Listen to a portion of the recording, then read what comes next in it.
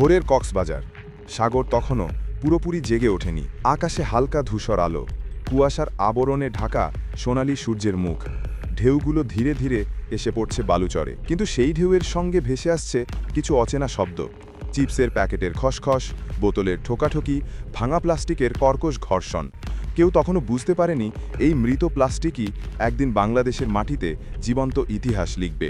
বাঁকখালী নদীর বুক চিরে বয়ে চলা ছোট খালে ভাসছে এক লম্বা প্লাস্টিকের দেয়াল, ফ্লোটিং ব্যারিয়ার। নদীর বুকে জোয়ার ভাটার মতোই ওঠানামা করে এই ব্যারিয়ার।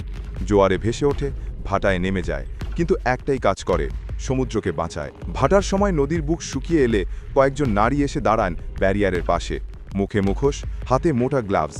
তারা নদী থেকে তুলে আনেন বোতল, প্লাস্টিক ব্যাগ, ছেঁড়া খেলনা।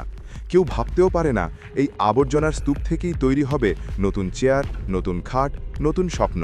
একটি ঢেউ এসে আছড়ে পড়ে, আর ঠিক সেই মুহূর্তে সূর্য উদিত হয় সমুদ্রের গাঢ় নীল বুকের ওপর। প্লাস্টিকের স্তূপের পাশে দাঁড়িয়ে থাকা নারী শ্রমিকদের চোখেও তখন আলো, এক নতুন ভোরের আলো।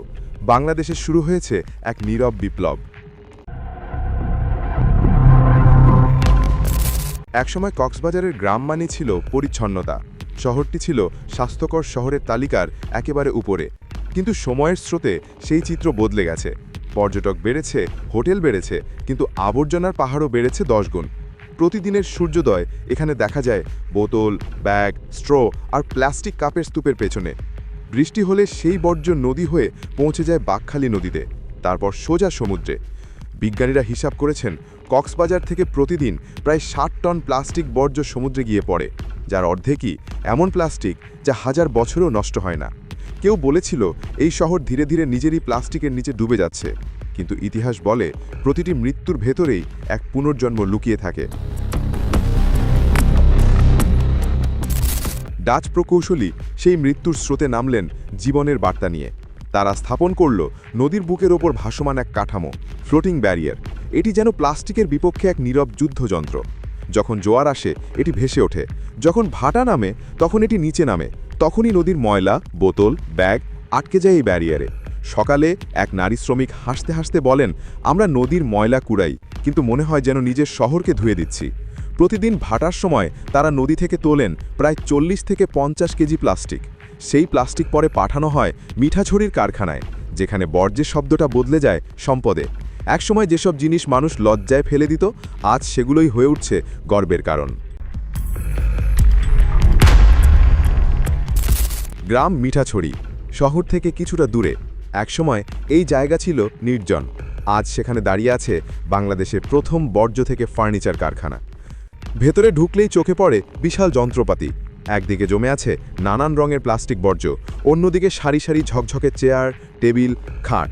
ব্র্যাকের প্রকৌশলী মাহবুবা জান্নাত বলেন, আমরা প্রথমে প্লাস্টিকগুলো ধুই, শুকাই, তারপর এগুলো থেকে তৈরি করি দানা বা প্যালেট। সেই দানা গলিয়ে বানানো হয় কাঠের মতো শক্ত প্লাস্টিক শিট, যাকে বলে লাম্বার শিট। এরপর শুরু হয় শিল্পের জাদু। এই শিট থেকেই তৈরি হয় আসবাবপত্র, যা দেখতে কাঠের মতোই, কিন্তু এর শক্তি কাঠের চেয়েও বেশি।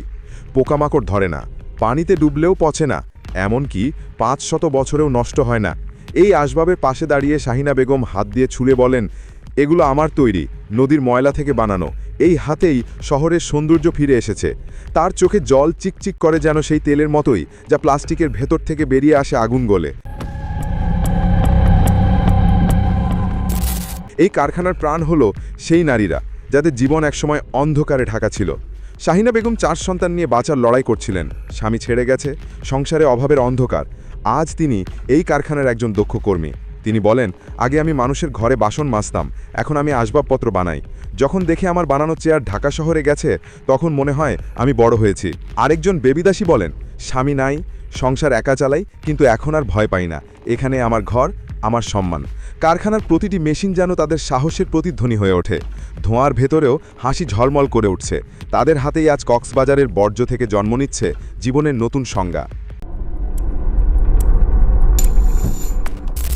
এই প্রকল্প শুধু শিল্প নয়, এটি একটি মানসিক বিপ্লব। এখানে বর্জ্য মানে আর লজ্জা নয়, এটা সম্ভাবনা। ব্র্যাকের পরিচালক ফারহানা চৌধুরী বলেন, আমরা শুধু বোতল নয়, মাদিগলা ও মাল্টি লেয়ার প্লাস্টিকও রিসাইকেল করছি। বাংলাদেশে আগে এটা কেউ করতে পারেনি। তিনি বোর্ডে দেখান সেই প্লাস্টিক দানার রঙিন স্তূপ, যেগুলো এখন আসবাবের মূল উপাদান। তার কণ্ঠে গর্বের সুর, আমরা প্রমাণ করেছি পরিবেশ রক্ষায় শিল্প একসাথে চলতে পারে। কারখানার দেওয়ালে বড় অক্ষরে লেখা, ফেলে দিও না, ভাবো, এটাই সম্ভব। এই একটি মাত্র বাক্যই আজ বাংলাদেশের নতুন দর্শন হয়ে উঠেছে। বৃহস্পতিবার দুপুরে কারখানায় আসেন পরিবেশ, বন ও জলবায়ু পরিবর্তন মন্ত্রণালয়ের অতিরিক্ত সচিব মোহাম্মদ নাবিদ শফিউল্লাহ। তিনি হাতে তুলে নেন রিসাইকেল করা প্লাস্টিকের এক টুকরো শীট, চোখে অবাক বিস্ময়। তিনি বলেন, আমি দেখে মুগ্ধ। যদি এই প্রকল্প সঠিকভাবে বাস্তবায়ন করা যায় তাহলে সারা দেশে এটা ছড়িয়ে দেওয়া সম্ভব। ওয়ার্ল্ড ব্যাংক ও ইউএনওপিএস এর প্রতিনিধিরা জানান, দক্ষিণ এশিয়ায় এত দ্রুত সফল কোনো পরিবেশ প্রকল্প তারা দেখেননি। আর সবচেয়ে বড় বিষয়, ভারতের আসাম ও ত্রিপুরার কয়েকটি সংস্থা ইতোমধ্যেই আগ্রহ জানিয়েছে এই প্রযুক্তি শিখে নিজেদের শহরে বাস্তবায়ন করতে। হ্যাঁ, বাংলাদেশ এবার ভারতকেও চমকে দিচ্ছে। যে দেশ একসময় গার্মেন্টস দিয়ে দুনিয়া জয় করেছিল, এবার তারা দেখাচ্ছে বর্জ্য থেকেও জন্ম নেয় সৌন্দর্য। এই প্রকল্প এখন আর কেবল একটি উন্নয়ন কাহিনী নয়, এটি বাংলাদেশের রাজনৈতিক আত্মবিশ্বাসের প্রতীক। কোনো বিদেশি অনুদান বা ঋণের দয়া নয়, এদেশের মাটির নিজস্ব বুদ্ধি, শ্রম আর সাহসের ফসল। রাজনৈতিক বিশ্লেষকরা বলছেন, বাংলাদেশ আজ যে বার্তা দিচ্ছে তা শুধু পরিবেশ নয়, আত্মনির্ভরতারও ঘোষণা। যেখানে ভারত, চীন এখনও প্লাস্টিক বর্জ্য নিয়ে হিমশিম খাচ্ছে, সেখানে বাংলাদেশ দেখাচ্ছে কিভাবে বুদ্ধিমত্তা দিয়ে প্রকৃতির ক্ষত সারানো যায়। কক্সবাজার এখন শুধু পর্যটনের শহর নয়, এটি বাংলাদেশের সবুজ বিপ্লবের রাজধানী, যেখানে প্রতিটি নারী, প্রতিটি বোতল, প্রতিটি ব্যাগ একসাথে লিখেছে নতুন রাজনৈতিক চেতনার কবিতা। ভোর হয়ে এসেছে মিঠাচড়িতে। সূর্যের প্রথম আলো ধীরে ধীরে কারখানার টিনের ছাদে পড়ছে। ভেতরে নারীরা ব্যস্ত, মেশিন চলছে ছন্দে ছন্দে। বাইরে ফ্লোটিং ব্যারিয়ারে জমে আছে আগের দিনের বর্জ্য। এক কিশোরী ধীরে ধীরে একটি বোতল তুলে নেয়, তারপর হাসে। সে বলে, আগে এগুলো নদীতে যেত, এখন এগুলো দিয়ে ঘর বানাবো। দূরের সাগরের দিকে তাকালে দেখা যায় ঢেউ এবার স্বচ্ছ, কোনো প্লাস্টিক নেই, কোনো ময়লা নেই, শুধু রোদ, জল আর বাতাসের মিশ্রণ। আর কারখানার ভেতরে জ্বলছে এক লাল আলো, যেন আগুন নয়, আশা। মহিলারা সেই আলোয় দাঁড়িয়ে হাসছে, যেন বলছে, আমরা শুধু প্লাস্টিক বদলাইনি, বদলে দিয়েছি আমাদের জীবন। কক্সবাজারের আকাশেই সেই সকালেই লেখা হলো এক নতুন ইতিহাস, যেখানে ফেলে দেওয়া জিনিসগুলোই আজ স্বপ্নের প্রতীক। ঢেউয়ের শব্দের সঙ্গে মিশে যায় এক নরম ফিসফিসানি। বাংলাদেশ হার মানে না, এমনকি বর্জ্যের কাছেও না।